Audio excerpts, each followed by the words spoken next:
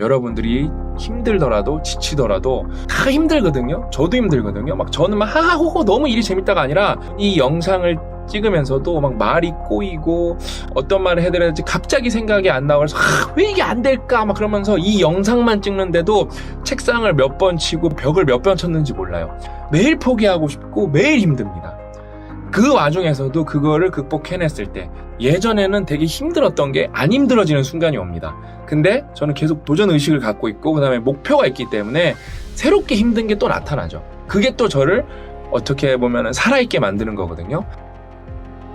여러 선택지를 열어두는 것. 나는 이것이 지금 세대를 정의하는 특징이라고 생각한다. 이 책은 우리가 제대로 된 인생을 산다는 것이 무엇인지, 그리고 그때 전념이 왜 필요한지 알려주는 책이다. 이렇게 말씀을 드릴 수가 있어요. 수많은 방이 딸린 기다란 복도. 그 방들이 우리가 할 수 있는 선택들인 거예요. 성인이 돼서 이제 집을 떠나면은 우리가 그 복도에 들어섭니다. 그러면은 이 방에도 들어갈 수 있고 이 방은 나한테 맞는 건가? 저 방이 더 좋아 보이는 하면서 여러 방을 탐색하면서 나에게 맞는 방을 찾아야죠. 그게 우리가 인생을 탐색하는 과정이잖아요. 네.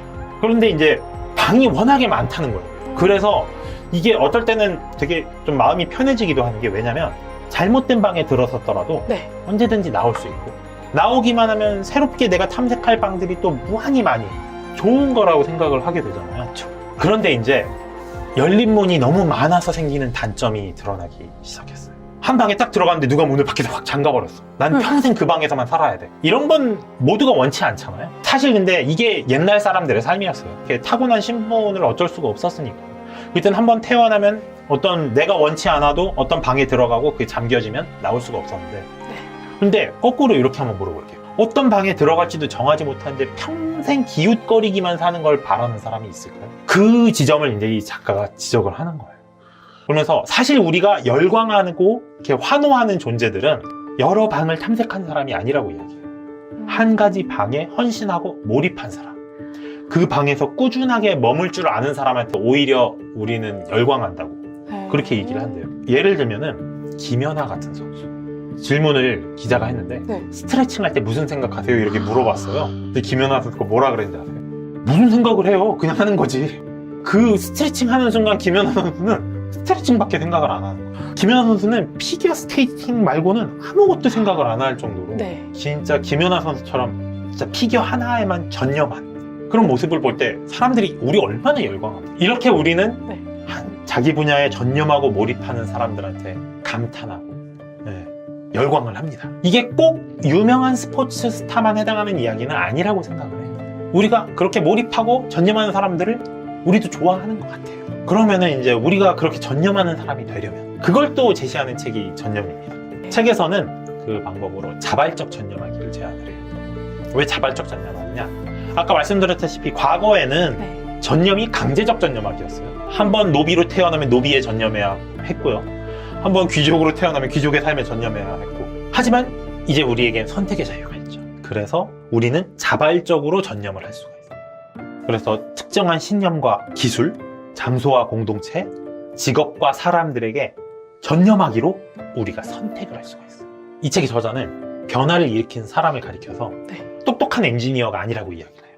대신에 끈기 있게 마음을 다하는 정환사라고 이야기해요.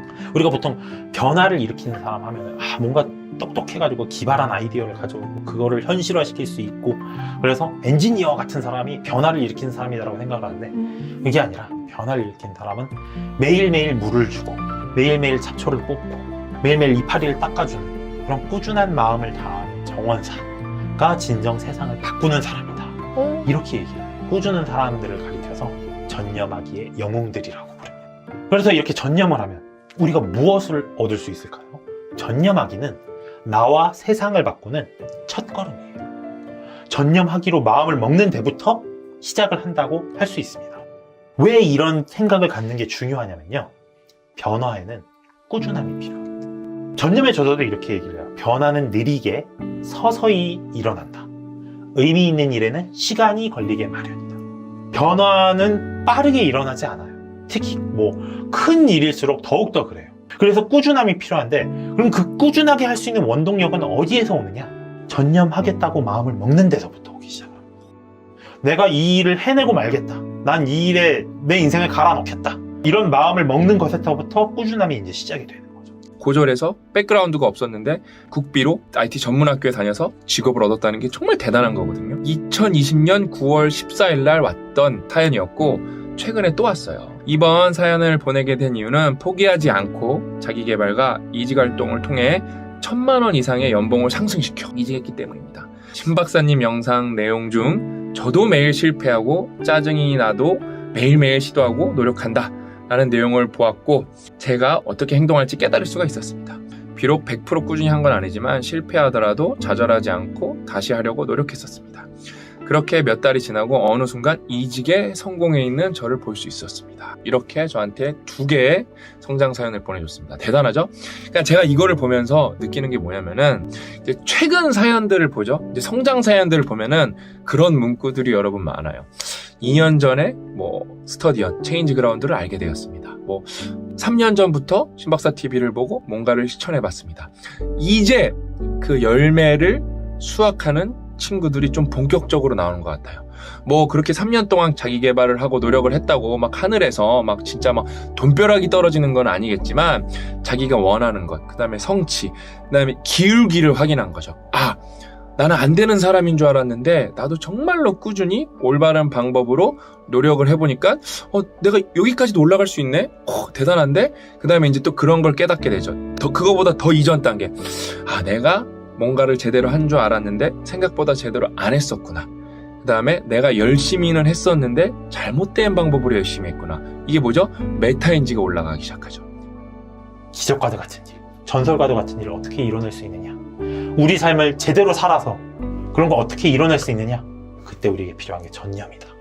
왜 세상이 점점 더 빨라지고 있다 이런 얘기가 나오고 있잖아요. 네. 우리 시대는 무언가에 몰입하고 전념하고 꾸준히 이어가는 것의 중요성을 점차 잃어버리는 것이 아닌가?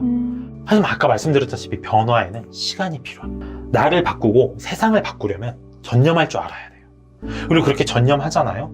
그러면 그렇게 해서 나온 결과는 우리가 예상했던 것보다 훨씬 더 클 거라고 저는 생각을 해요.